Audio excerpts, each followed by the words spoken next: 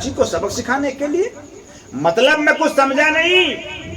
اب وہ جنات شہنشاہ جنات سے کہتا ہے حضور بات دراصل یہ ہے کہ یہ ہے غوث اعظم کے مرید کی لڑکی، رہتی ہے غوث اعظم کی بادشاہت میں، رہتی ہے غوث اعظم کے حکومت میں، لیکن یہ جب چھت کے اوپر گئی تھی تو اس کے سر پر اوڑھنی نہیں تھے، اس کے سر پر پردہ نہیں تھا، اس کے لیے میں اس کو سبق سکھانے کے لیے اٹھا کر لے گیا تھا، غوث اعظم کے صدقے میں اسے بسلامت واپس کر دیا ہوں۔ سبحان اللہ۔ پیارے مسلمانوں، ہماری ماں اور بہنوں دیکھو، اگر ہم ننگے سر کہیں نکلیں گے چھت کے اوپر تو ہم جنات کے حملے سے بچ نہیں سکتے۔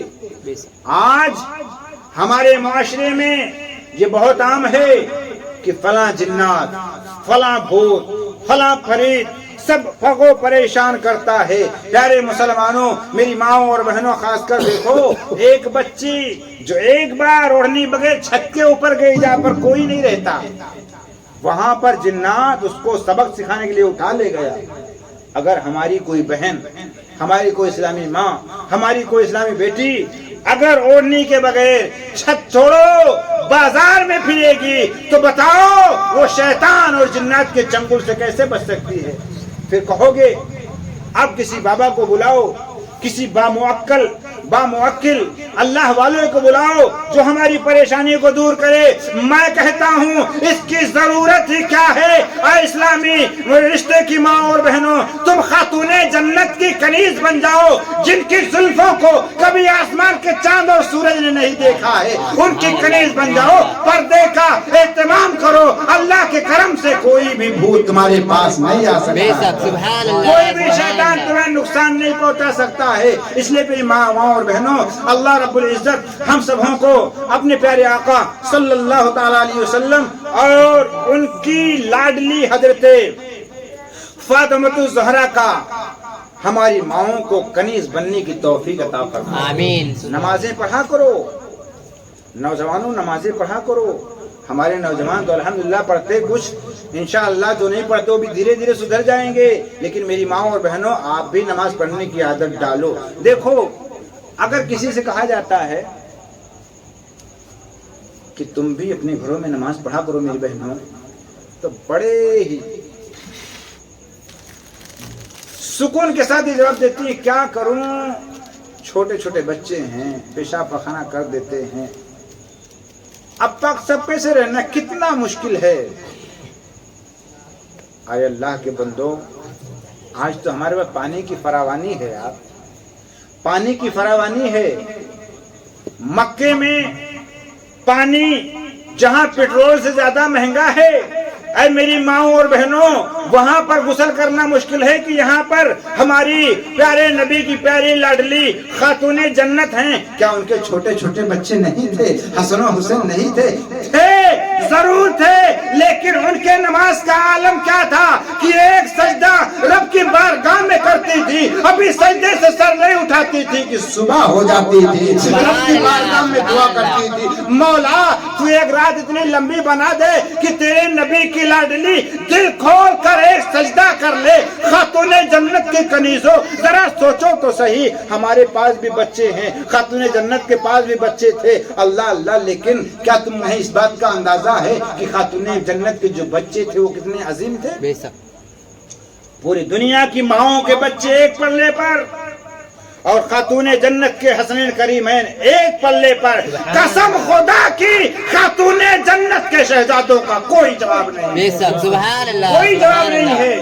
نمازیں روز پڑھتی تھی، پانچوں ٹائم کی پڑھتی تھی۔ آپ ذرا سوچ کر کے دیکھیں، ہم دنیا میں تو کہہ دیتے ہیں مولانا سے، گھر والوں سے، رشتہ دار والوں سے کیا کروں، ٹائم نہیں ملتا ہے۔ آپ ذرا سوچ کر کے دیکھیں، کل میدان محشر میں تمہارا سامنا خاتون جنت سے ہوگا، چونکہ وہ جنتی جوان عورتوں کی سردار ہیں بے شک، اور جنتی جوانوں کی ماں ہیں، حسنین کریمین کی ماں ہیں۔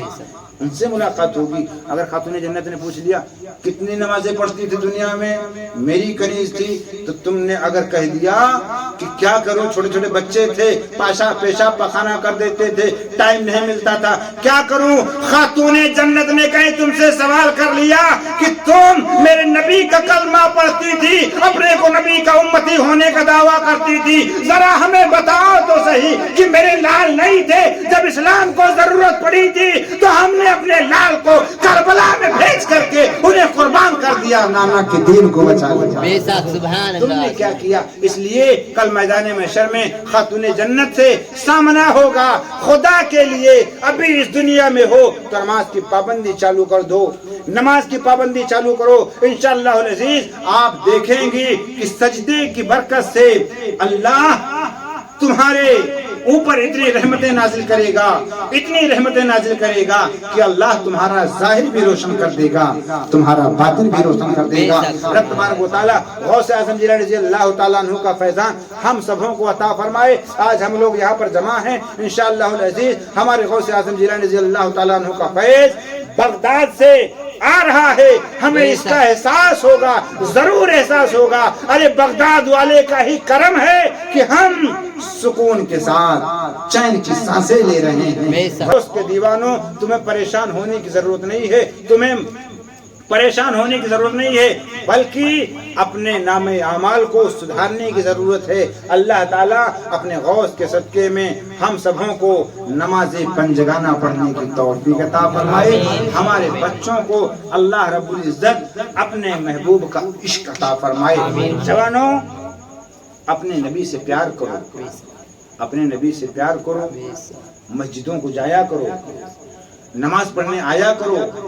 یہ جو آج کا طریقہ ہے نا، جمعہ کے دن آتے 2 رکعت پڑھ کے غائب، یہ بہت غلط طریقہ ہے۔ جمعہ کے دن 2 رکعت تھوڑی ہے یار، 14 رکعت ہے یار، 14 رکعت ہے، 14 رکعت میں سے 2 رکعت نفل ہٹا دو تو بھی 10 تو پڑھنا چاہیے، 12 تو پڑھنا چاہیے۔ سنت موقدہ ہے، غیر موقدہ نہیں ہے۔ اس لیے نوجوانوں، غوث اعظم کی محفل میں ہو، غوث اعظم کی نظر عنایت میں ہو، اس بات کو دل میں عہد کرو کہ ہمارے غوث نماز ایسے پڑھتے تھے۔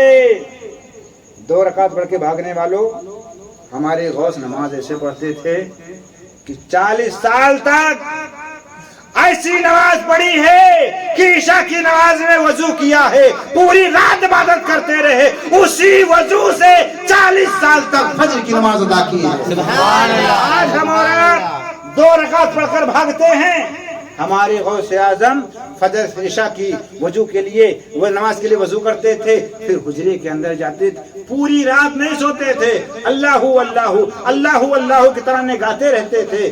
فجر ہو جاتی تھی، فجر کی نماز پڑھتے تھے، اسی وجہ سے پیارے